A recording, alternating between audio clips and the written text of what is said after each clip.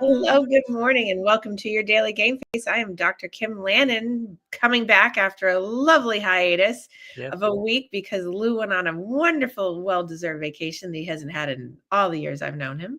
Not because we were having a fight. And not because we're having a fight, much to everyone's probably either happiness or not. I was telling Lou that people over the past week and a half have been like, "What's wrong with you and Lou? Are you guys fighting? Are you guys not okay?" And I said, "No, that's just our dynamic. That's our banter." So people think that. So Lou, people think that we're fighting. I don't know what to make of that. People think that we're unhappy with each other. We're just New England born and bred. This is how we interact. Snarky, sarcastic. That's our love language. That's right. Exactly. That's our look, do you see my little hearts that came I in? did. I didn't know it did that. I didn't either. That's pretty cool. I'm gonna do that again. Oh my God. The little things in life that make us excited. So Be careful about other gestures. Who knows? I know. Let's practice that later. So just for everyone's knowledge, if you haven't been following Lou and myself since 2019, we have a loving, caring, amazing relationship, and we're very good friends. And on the air, we have a loving, caring relationship where we get a little snarky and bantery, but we do that offline too, and it's just normal. And so for everyone that wants to know, that's what we do. Yep. Well, good. It's all good. Just like I said, I thought we were good the last 3 or 4 shows. So well, see, and I said 8 shows. You said 3 or 4, so now we're gonna have a fight. Oh no, I'm not gonna have a fight. God. Swords up, baby. Okay, so good morning. How are you? How was your vacation, my friend? Vacation was good. It was relaxing. It was a fun time.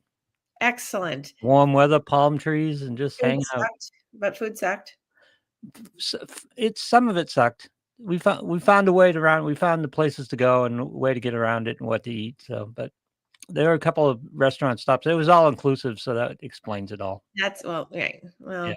Right. But the restaurants, they have restaurants and a buffet, and the restaurants for the most part weren't great.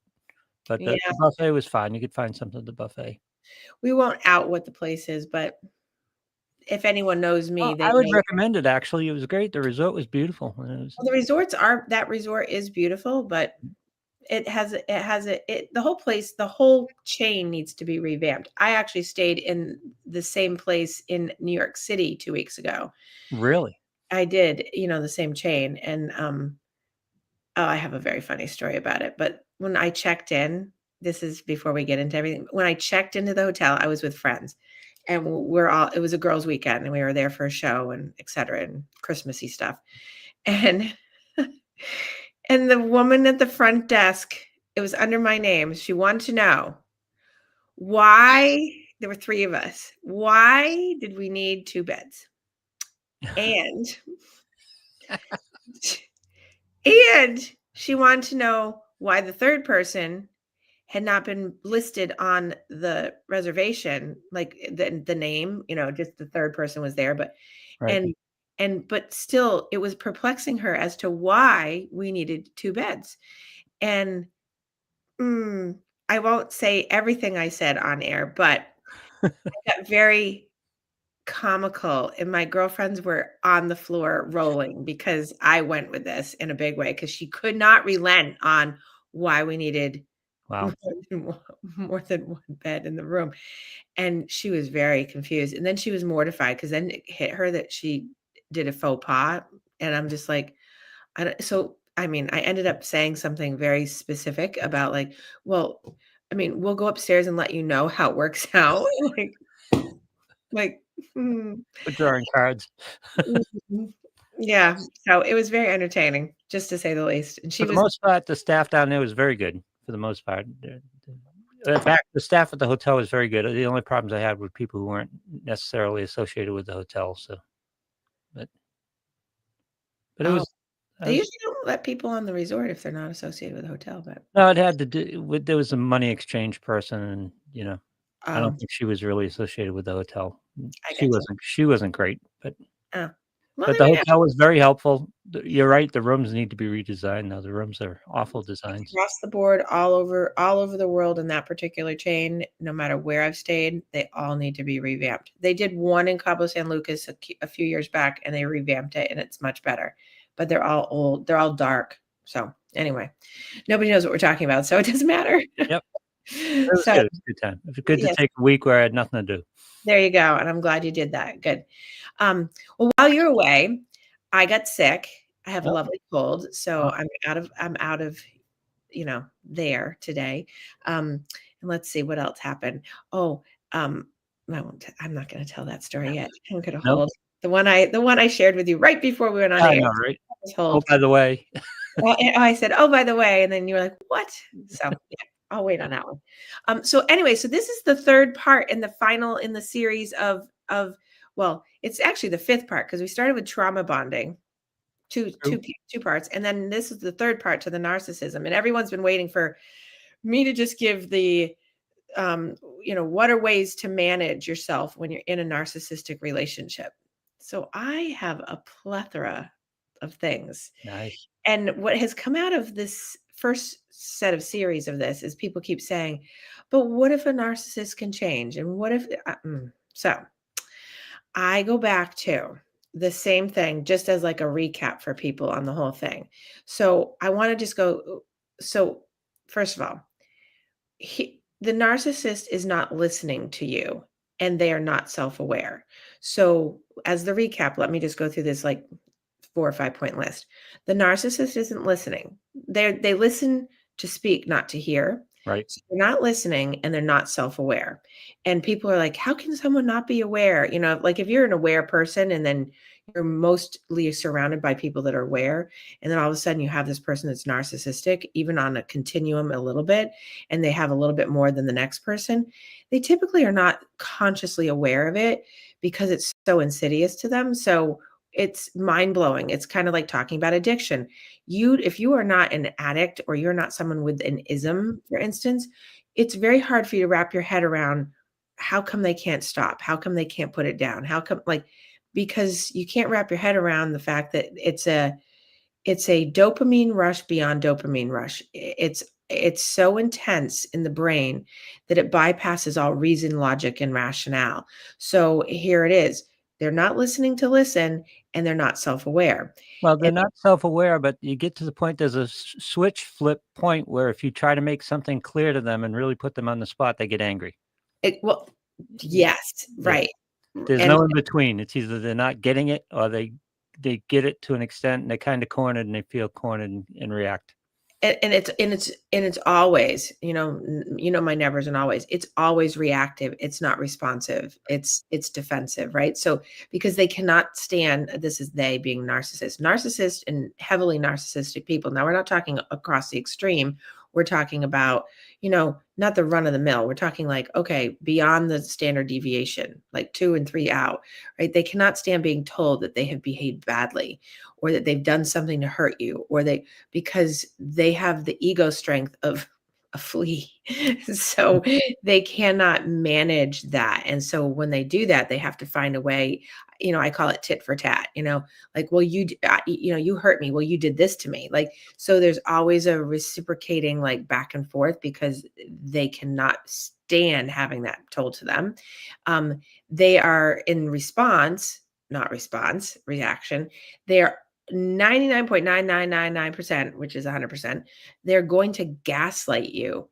And if they're not gaslighting you, which is emotionally maneuvering you and to, making you crazy made or making you think you're wrong or self-doubt or all those things, they're going to insult you and put you down, belittle you, make you feel like you've done something wrong. So you second guess yourself. And it will come in different forms. It's not all or nothing here. So it can come in very subtle forms. And they love it. When I say love, big LOVE, they love it when you get angry because it fuels their supply, Yep. because they want you to join in their anger and they want you to join in their chaos. And I call it the chaos loop. It's like a figure eight that's a chaos loop of infinity, that as long as you're in the loop with them and you can if they get upset and you get upset with them, and your upsetment gets more, they love it. The chain just keeps going. Yep. And the more you try to justify, and I think I talked about this, but it's been 2 weeks, but did I do the JADE acronym? Yes. Right. So the more you justify, argue, defend, and explain to a narcissist, it in an effort to change their behavior, to prove that you're right, to prove that they have done something or to hurt, the more it charges them up and the more you're going to get less. Yep. So that brings us to the show today, how to manage conflict with a narcissist, and not do those things to get that going. First of all, people like, can they change? If your goal is to change a narcissist, you are in trouble if you're in that Yep. mindset, because just get that out of your mindset. It's not going to happen. You cannot change a narcissist, and they will not change just because you want them to. Similar to addiction, because it's like an addiction in the brain. Addicts, and I'm saying that with all due respect, people who are in addiction, I should say, are not going to change unless they want to change. It has to be painful enough. Many people who have addiction will change because they hit their bottom. Narcissists don't hit their bottom. Right. They just don't have a bottom. They're just inherently characterologically flawed to the point where they're so well defended that that's not something that they're interested in, because it's not something that comes to them. Whereas as someone who has addiction, they could end up, homeless, no finances, their marriage or their relationships break up, they lose their children, their job. And like narcissism, people just jump to the next thing, which brings me to your question before we started. Had I ever heard of the term monkey branching? Yeah. So monkey branching, yes. So for people out there that don't know what monkey branching is a very common narcissistic quality when someone is in a relationship and they are struggling in the relationship because they're being called out, or the relationship isn't going well because the other partner is like, you're a Just narcissist and whatever. behind the curtain too much. Yeah. Right. The monkey branching is people with narcissism will make sure that they're finding another relationship in the chute. They'll already have one going. They'll be swinging to the next branch, so that when the other relationship ends, and essentially they're going to be able to say, well, it wasn't me. I tried everything I had, whatever. They blame and shame the other person, but they've already moved on to their next supplier. So they've swung to the next branch, and they've already got one in the chute. They've already got another relationship there. And most, not all, most full on narcissistic people will monkey branch, Yep. because they actually have a need to not be, they no aloneness. They have to have a supply chain, and it has to be comparable to the one that they had to get it going. And they're constantly nursing that chain, constantly. Mm-hmm. Not necessarily romantic relationships, but supply and just adoration. They're just constantly keeping people involved in that. Exactly. Whether it's, I mean, it can go all the way from like the actual full blown romantic relationship, as the monkey branched person, into waitresses, people at the gas station, people at the grocery store, people in the local, like, Dunkin' Donuts. They will monkey branch enough people to keep the supply going until they land on a new one that will fulfill them heavy enough, until until they shape that person into yet another victim, essentially, of the problem. Which makes sense, because they need supply, right? Right. Because there's an ego death, right? Your reality manager is your ego. There's an ego death without the supply going, and Right. it's really, and that's when you see a person who gets really angry, is because their ego is compromised in their mind. It's just perception, right? So Generally, narcissists are generally popular people. pretty They're much, large groups. Yeah. yeah, they're usually very popular, and but they're not able to maintain the popularity with the same people over time. Right. They can hold it only for so long, because they get seen through. They're very transparent because they're so charismatic. They're so a person of interest. They're so whatever they are, to make them seem amazing, but people see through it, and it becomes very vanilla and boring. And it's easy then to go, there's something up with this person, because this person, especially with like really overt narcissists, not everybody, they're the one-uppers, oh, I went to France, and they're like, oh, I've been there 5 times, like the person that has to just, and, they haven't, or, oh, I flew on an airplane, and this person will say, oh, I went hang gliding, and they've never been hang gliding. I say that as a reference to somebody that actually said that to me, which I knew they weren't. hmm So, okay. So in managing, I just had to look away because I hear a cat. Managing conflict with a narcissist is not about confrontation, and that's one of the biggest mistakes people make, is because they confront. Um, and and this is a hard concept that I teach in my with my clients. Is it's about your own self management, um, because you have to have self managing techniques for you so that it's less damaging to deal with them, and it will save you, um, and protect you from them stealing from you. I call it like emotional theft. Right. When you engage in confrontation or fighting or arguing or defending, all those things, you're actually giving away your boundary of of everything that you need to do for you, because you're too invested in trying to convince them that they are doing something wrong, they're hurting you, and all these things. And so the first thing always is you have to set your own boundary. And again, I've berated this to death over all my shows over the years, because it's a health and wellness issue, is that setting your own healthy boundary for you in a relationship, whether it's a romantic one, your family, friends, whatever, you have to determine what limits you will and will not allow to be crossed. And that is super important. And there's so many different ways that that can happen, but it's about what you're willing to tolerate and what you're not, and being able to not feel guilty about walking it back. One of the things, I've had conversations over the past couple weeks about people saying, I feel so guilty because, I don't want to hurt their feelings. They said, they're not thinking about your feelings. They're not worried about what you think and feel. They're not, you feeling like they're going to perceive you as being bad or doing something wrong. They may tell you that you're a terrible, awful person. They may tell you that, you've done something wrong. That doesn't mean you have. That just means you've gotten to them. And you have to be able to say, oh, because my boundary was set, they're not happy with me. And that's okay. But you have to be able to learn to sit with them not being okay and uncomfortable. That's not your problem. But people are so trained, especially women, we are trained heavily into feeling guilty, like we've done something wrong. I Yeah. have to I have to laugh for a second. I have a cat trying to push past my computer. Hello. Hello, he's coming to visit me. He might pass in front of the camera in a second. Oh, wait, we're gonna do lap sitting. The benefit with a non-romantic relationship like this, setting boundaries, is they'll search for other supply. They'll just move on. Well, that's the monkey branching, right? Yeah. Is that they will monkey branch, if you are not gonna give them, I mean, it will take some time usually that they, oh, here we go. Sorry. Here's a child. Look at, there's my child.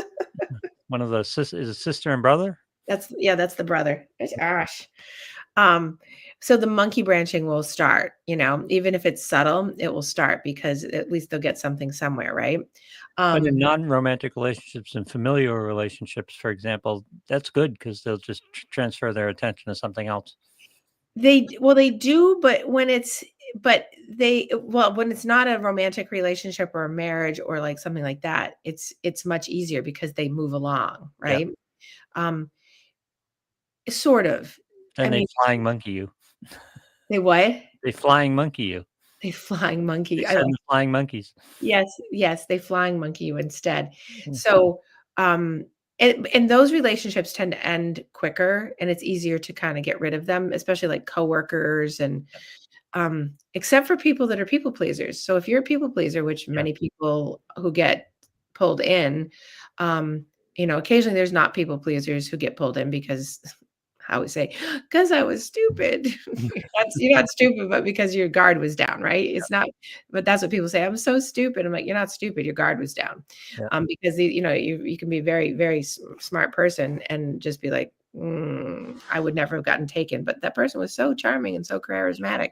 So as a friend, so yeah, so being able to set that limit, and those are going to be different for each type of relationship, what that is. And people have been asking me specifically, and I'm like, I can't tell you specifically. It depends on each relationship. Leave him alone. Hold, please. I have to take care of a child issue. I'm about to have a cat fight in the back here. I Okay. I know. Okay, he wants attention. Cats So are all narcissists, by the way. cats are Yeah. okay. Oh, he's not a narcissist. He's a good boy. See, he can be bad, and then I can tell him he's a good boy. Yeah. Rather have a cat. Just leave him alone. Okay. Now it's like what I do all day. Leave him alone. Stop. Don't Yep. touch him. Get your hands off of him. Stop. Okay. You're destroying my show. Get down. Okay. Hey, there'd be nothing better than to have this. Oh, you guys are going to hear a lot. It's Yep. about to scream. Here we go. Okay. So beyond the boundaries, next thing, because we have a whole bunch.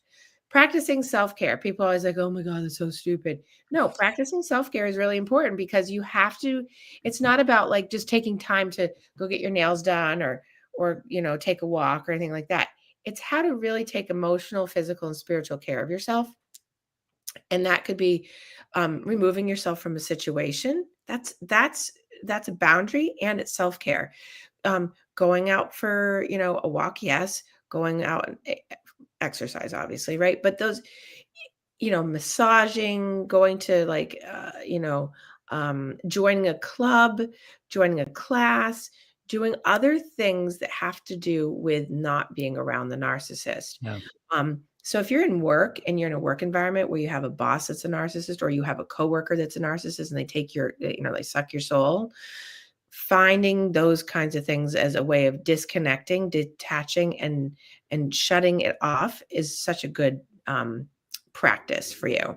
And then if you're in a romantic relationship where you have to do that, this is one of the hard, I mean, they're more, when I talk about this a lot, it's more about the romantic relationships because they're so prevalent, Right. and it is really a much bigger issue than I've seen in a long time, especially I don't know, in the past 10 years. I see a lot of people that have these issues. Um, Practicing self-care doesn't mean just doing it once in a while. It's literally starting to kind of live your life. And I know this sounds weird. It's to live your life, although you might be married or live together, you're going to live your life as if you're living separately, even though you live in the same house together. Doesn't that sound weird? Yeah, it does, but I understand. But that's what has to happen because, and here's the thing, people, unfortunately, I have clients that will do this thinking, well, if I do this, it will bring that person back to me. And if you're going into it thinking that it's going to turn them back to you, don't think that, because that's not going to happen.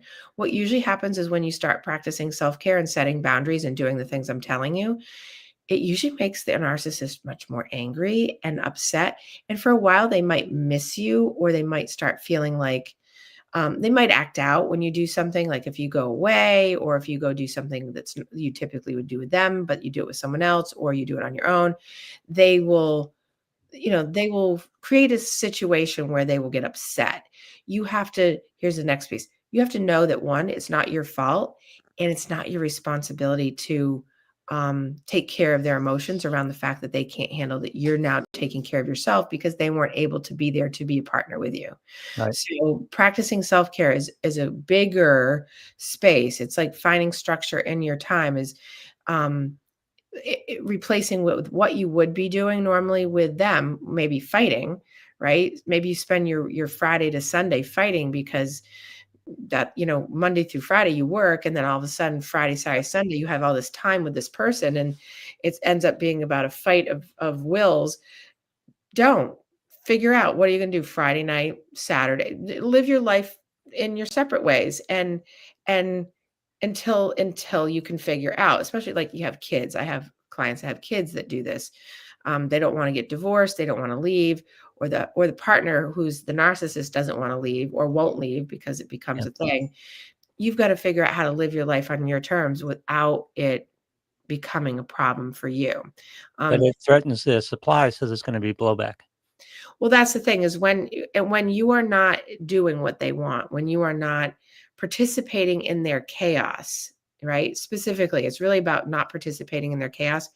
They have a very difficult time, and there's usually blowback.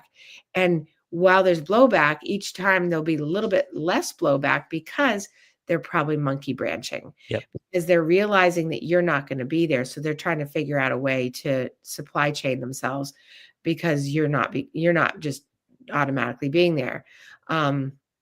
This is not easy, by the way, to do this. It takes time if you are been in a long term. Like I have a couple that's been married for 30 years, and the wife has just started doing this in the past 3 or 4 weeks. And she's like, this is so hard because it's not changing. I'm like, because you think it's going to change him Yeah. to make it better and you have to do this for you. You can't do this for him. You were gonna, oh, did you say something though? No, that's the first realization is it's not going to change them. This is all, whatever you do for self-care is actually self-care. It's not about them. It's about you. Right. And it's not in an effort to get them to come back to you in the way that you knew. If you have that in mind, you have to get that out of your mind. Um, the next thing, like knowing it's not your fault, right? You have to tell yourself that you are not too sensitive, you are not too needy. You have probably been told that, you know, you don't have to feel, you don't need to feel this way. You're over the top. You're overly sensitive. You've Why do been told a lot of things. you what? You've been told a lot of things. So Right, exactly. You have to know not to personalize it, because the personalization is a gaslighting tactic of like, look at how you are, look at how you're being. Um, don't worry, you'll be okay. I'll make sure I let people know you're okay. Like the put downs, the belittling, that kind of thing. It's like, don't listen to that. Let it ride in one ear, right out the other. And you're not being disrespectful. You're not doing anything. You're just being like, okay, I'm just going to let that ride, because if not, you're going to be charging up and going back into the chaos. If you're trying to prove yourself, if you're trying to prove to someone who's a narcissist or has incredible tendencies, you are just going to get lost in their shuffle and you're going to drown in them. And then you've lost yourself, yep, right? So by doing that, what you need to do then is make your expectations crystal clear. So it's resetting your expectations. Make sure they're crystal clear and they're known, right? So communicating your boundaries calmly, firmly, expressing consequences if your boundaries aren't respected. Now that means like saying things like, I'm not going to argue with you about this. I'm done with the conversation. yep, And walking, and then you can walk away. You can say, I'm going to walk away now. Now I have I have people who will say they follow me, and you have to yep, say, If you follow me, I'm going to do X." Now here's the big part of this: if you say you're going to set an expectation of behavior is equal to this consequence, you must follow through. yep, It is just like being with a child, teaching them about, don't do that again. This is like for the parents. This is how narcissists get born. Don't do that again, or else you're going to have your phone taken away. The phone never gets taken away. Guess what? Now we have narcissistic injuries being built, but we have no consequence, and so therefore we have no follow through and nothing to follow. Nothing to be right. grasping onto. Same thing. You're There's no dealing with, consequence attached to the action. right. So when you set an expectation, it's, if you do this, I will do that. If you do this, I will do that. Now, it doesn't always have to be spoken either. Right. It can be very much about someone does a behavior, you can just look at them and go, "Hmm, okay." In your own head, you can do it in your head bubble, like, I would normally participate in this, but I will not participate in this. Now, you can state that out loud and say, I will not participate in this, or you can just bypass it and just be like, hmm, okay, heard, in your Yep, head, like, I'm not doing this, because you know where it's going to go. Because when you have a healthy unexpectation, when you have unhealthy expectations, um, you end up having such a challenging time about being able to uh, accept that a person's not going to change, because you right. become a hopeaholic. So you have to get out of the hopeaholic mode, that if I do all these things, it's going to change him or her. And that's not true. And remember, I do focus more on men, because 75% of men are more MPD than women. Not to say that women aren't, but it's you create more challenge for you when um, that the person isn't going to change and that Right. you have an unhealthy expectation. Um, next one, avoid emotional confrontation. Um, Narcissists love emotional confrontation. They love the charge that they get. And I have people all the time ask me, why would someone like that? Are you kidding me? Why? Are they aware that they do that? No, they're not aware that they do that because it's so familiar to them. It's so normal for them Yep. that confrontation is likely how they grew up in fighting in the house, in their own house, or to get what they need, they had to do that. So narcissists often thrive on conflict to maintain their homeostasis, to maintain their level of control, and to shift blame onto you. So instead of engaging in some kind of crazy fight with them, right? You want to focus on disengaging, detach, and just be like, I'm not part of this fight. Stick to facts, right? That's not my experience. That may be yours, but that's not my experience. Um, Recognize that if you're fighting, it's going to lead to more fighting. Yep. It's going to lead to you being put in a position as the other side of being probably suppressed. And if you, even with facts, you know, you're not there to debate them. You're just there to say, like, hey, this thing just happened. That actually hurt my feelings. And the person that's a narcissist will say, no, it didn't. Yeah. If you debate, yes, it did, and they say, no, it didn't, back and forth, you're into their supply chain, right? So if you say it hurt my feelings, they say, no, it didn't. You say, well, my experience is different than yours. And that's it. Because you want to get, I call it gap stopping. You Yep. want to give them a gap stop so that the cycle of the figure eight of the chaos stops. They won't have anything else to say. If they do, it will probably be a topic jump Yep. because it's like, okay, I have nothing else to say on that, so let me find another thing to bait Stop you with. trying to bring them into reality. Just like accept that you have two different realities. Exactly. And you don't have to explain that to them. You can just say, Right. well, it's not my experience. Yep. And that usually stops them from speaking. We do have a compelling need oftentimes as people, as human beings, to be like, oh my God, they didn't say anything to that. It's a normal person, a normal person, a healthy person would say, oh my gosh, I hurt your feelings. No, not a narcissist. Narcissist doesn't want to acknowledge that they hurt your feelings because that makes them angry, because that makes them imperfect. You often will get people that will say, well, I'm not perfect like you are. Now, the snarkiness in people will say, well, you're right. You're not. Right. But it's like, or they'll defend themselves and say, I never said I was perfect. Don't do that. It's like, Yep. okay, if whatever you're saying, mhm. And you're not doing whatever as in a blow off dismissive thing. You're doing it as in like, I'm just not participating in this fight. Um, so and that's part of like don't take their behavior personally, right? Narcissist behavior is all about them and not you.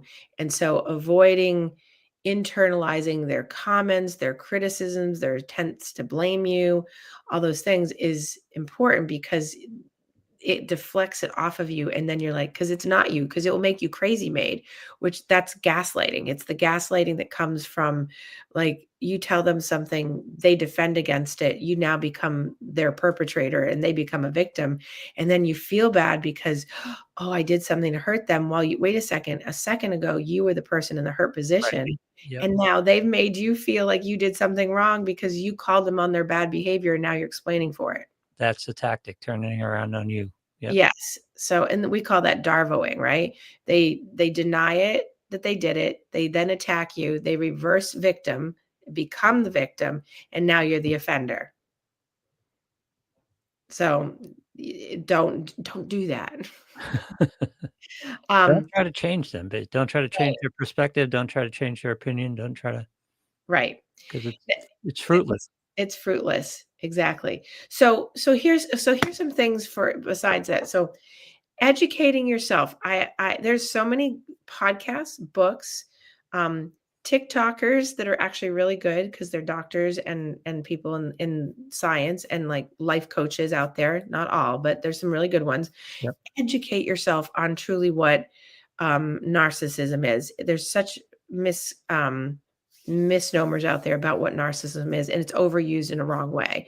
So really educate yourself on what narcissism and gaslighting is, and so that you don't overuse it and you understand when and if you're being gaslit. Um, uh, and then acknowledge to yourself that there's a problem and it's not you. Advocate for yourself. Notice it's all about you. So, wow, it's like the antithesis of the narcissistic being, because it's all about them, but in a very different way. So, advocating for yourself is not being a narcissist. It's about ignoring something that someone's doing, or simply walking away is the best and appropriate response. Picking your battles, right? Not dying on every bridge. Just being like, because Isn't an important step to accept the reality of it, and accept that, again, that you're not going to change them, because any energy you put into trying to change them is wasted energy. It should be put into managing the way you deal with that reality. exactly. And if you manage your reality by not blaming yourself, because if you're in a good solid narcissistic relationship, the blame will be heavily on you and you'll feel it, especially if you're a people pleaser. If you are very committed to, oh my gosh, it's me, and if it's like, well, but I'm doing this, and I must be participating. I have a client right now that's constantly telling me that she's like, well, but I know I have a part in it too, because she's been built so long, 20 something years, into feeling like it's her. And I'm like, uh-uh. Hmm. You know, that's not to say that she's not a part of it. She is. She participates because she enables the cycle, because she doesn't set boundaries, because Right. she doesn't, right? Yeah. So that's her part of it. And that's what I explained to her. I'm like, you are not doing anything wrong, but you are participating in the loop. You are participating in the chaos because you're not stopping it. Right. So you're not doing anything bad or wrong, but you're not also stopping where you could stop it. You can't change him or her, but you can change you. You can stop feeding it. Right, exactly. Yeah. So, yeah, so there's that. So also finding ways to boost your self-esteem. That's why I say go get connected into things that give you a sense of self. Now, if you're in an abusive relationship and like you're in a controlled relationship where you're not allowed to do that, that's a bigger conversation to be having. But if not that narcissistic abuse isn't abuse, but if you're in a traditional thought of abusive situation where you can't get out and do things for yourself to boost your self-esteem, we have a different clinical talk. But in general, boosting your self-esteem by, you know, going and finding more friends, joining a class, getting out more and doing things, taking your own time for yourself, doing things separately, don't go away on a weekend vacation together only to do the same thing you do that you do at home. Go do it yourself. A lot of people have a hard time sitting with themselves. So that would be the first step, is try to find things that you can start small to sit with yourself. Go to the movies by yourself. Go sit at lunch, or go to Starbucks, or go to Dunkin'. Sit somewhere by yourself and read or do something, so that you start building a level of independence that's not relying on the narcissist chain back and forth with you. That's your basic contribution, right? In many of these cases, is that you are dependent on that relationship, and they depend on your dependency on that relationship. Yes, it's the codependency is, I need you to need me to need you. And once they feel, once the narcissist believes and feels like you don't need to be needed, I don't need you to need me, they get very upset by that. And that's okay, because they're either going to change, which is unlikely, or they're going to go monkey branch. And you have to be okay with that. I've had people say to me, but I want them to leave me. Yes, you do. Yes, you do. Yeah. You'll get to the exhaustion point where it's like, it would be better if they left. So, um, uh, you have the right, and here's another protection for you to manage. You have the right that you have. I hate the word demand, but narcissists are great at planning for the future, but rarely will keep their promises. So you can hold people accountable by, just when they say we're going to do this, or we're going to, it's the future faking. Like, if you do this with me, I'll do that. Yep. Just ignore that and just say, If you don't show me that we're doing that, like, on paper right now, and it's not all bought and paid for, don't bother to talk to me about it." You Yep. have to be willing to not buy into the rhetoric of the false promises that they're giving you. Um, so here it is. don't justify with a narcissist, don't argue with a narcissist, don't defend and don't explain. Accept that they cannot change. This sounds very pessimistic, I know, but these are the things to protect you. And, obviously finding support. Not pessimism, it's reality. It is reality. And that's, and if you don't, and it's not the same in other relationships. This is just one of those types. And this is in friendships. And even when you're in coworker situations, this is why people leave their jobs a lot, is because they can't take the boss that's like this, right? Um, Cultivating empathy. Here's one. If you're staying, cultivating empathy without enabling. Um, it is possible to be empathetic without enabling someone. Um, but it's a skill that you're going to need to really work on, because empathy obviously is about not joining. And you have a propensity when you're with a narcissist to join them in their shit. That's how you get participation in the loop, right? So, because they've taught you how to treat them. And so you have to be able to step back, detach, and be like, I hear you. And that's unfortunate that you feel that way. Yep. And just be able to say, "Hmm, if you're an I'm sorry person, count how many times you say you're sorry." Because narcissists, that's a big supplier for narcissists, is when you say I'm sorry. When if you've done nothing wrong, even if you've been perceived and you think that someone thinks you've done something wrong, it's unfortunate that you feel that way, even though that can be a little bit off-putting to people. It's unfortunate that you feel that way, but if you know something's not been wrong, I'm not sorry. Yep. I'm not apologizing for something I don't need to apologize for, right? So treating them with empathy, respect, respecting yourself, communicating with clarity, boundaries. Don't feel like that you have to feed into their toxic behaviors. Know their toxic behaviors so that you know that what they are. Stand your ground. Don't move off your ground, because when you do, what will happen is oftentimes you'll go through these cycles, which I talked about. If you don't do all these self-protective things, they will loop back around and it will start all over. Like, okay, Yep. they don't like what you did. Then all of a sudden they become nice. And then they'll start right back at the start. Love bomb, breadcrumb, and then gaslight. And then it will loop back around. So you have to just know that the loop will come back around. Just And when I thought I was out, they sucked me back in. exactly. And so you just have to be very good at consistency of enforcing the boundaries, maintaining your own sense of self-identity and self-worth, and avoiding direct confrontation. And I can't say more about building a strong support system. Get one or two people in your life that know you're prioritizing yourself, that will help you and at least support you in the best way they can. um, and and that's important. Now, whether that's a support group, whether that's family friend, people out in the world, a therapist, life coach, get yourself a support team so that you can have that. There's nothing wrong with that. A narcissist will tell you things like, oh, you have to go talk to your committee. Yes. Yep, I do. And you know what? My committee is good, because I'd rather have my committee than you. Right. In your head bubble, you're gonna say that because you don't wanna feed the narcissist. So Yeah.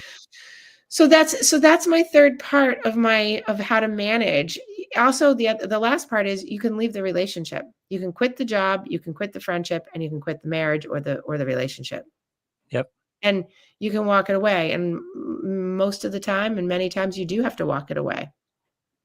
But building that self-esteem and building those boundaries are a good place to start. Exactly. That's how you start it, because not everyone has to walk it away, but a lot of times you really do have to walk it away, you know? Because they're not gonna change. Mm-mm. No. Mm, not on this one. No, and I know it sounds so discouraging, but it's just the way it is, unfortunately. You But, know? you've made the analogy to addiction before, and it's just so similar because you can't get into their mindset, and they Right. can addicts are more likely to change than narcissists are Exactly. because Exactly. they'll hit rock bottom, like you said. They'll hit rock bottom and they have a different sense of self-awareness. Yeah, and narcissists do a lot of work to make sure that they never hit rock bottom, It including monkey branching. well, that's how they do it. They always have a supply chain. I mean, I know many a narcissist in my life over my years, and I still know them, and because I have them peripherally in my life and some directly in my life still, and they survive because they monkey branch, Yeah. And right? they're very skilled at what they do.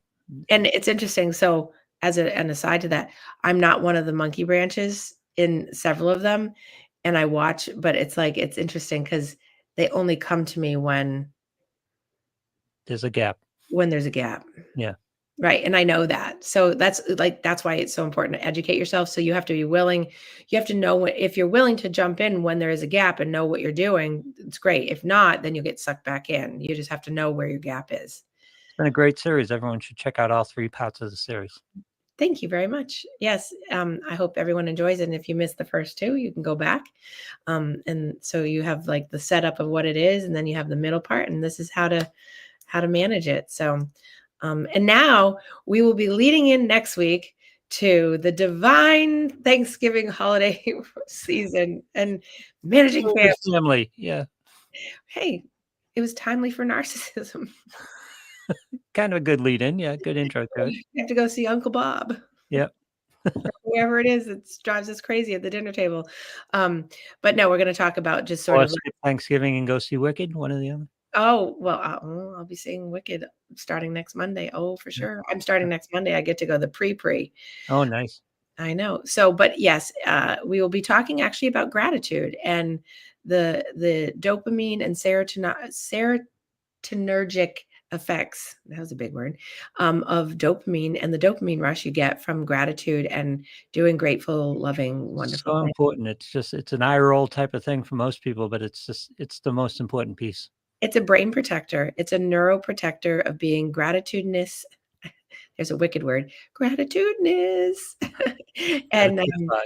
and what'd you say? Gratitudify. Gratitudified. Yeah. Exactly. Oh my God, you've been watching Wicked. I love it. I can tell. No. Oh yes, yes. I could tell that was it. Oh, that There's was a it. commercial. I don't know if it's AT&T or something that Okay. makes fun of the way they talk. So Okay. Okay. You go yeah. with that, Lou. Yeah. I know I'm pulling you into Wicked. Hey, I went to the first one. I'll go to the second one. I know, but you had to ask me 2 weeks ago about the first one because you were like, "Oh, I missed that." I missed stuff. Yeah, I missed I stuff. know. I'm like, "You need to rewatch it." Like I said, there was a lot of singing. I was distracted. And what did I say to you? It's a musical. I know. But there was a lot of singing. I know, but it's the story. Oh, forget it. Yeah. All right. Well, you guys, okay, so get ready because next week we're going to start talking about the holidays, and not the holidays as in the holidays, but the year of you, the month of you and me, in terms of gratitude and how it shapes the brain and how you can do things in the next part of the year as we come into 2026, about how to live your best life and walk into this new year amazing, because you've done so much work this year on the year of you. So you guys have a great week, and I will see you then.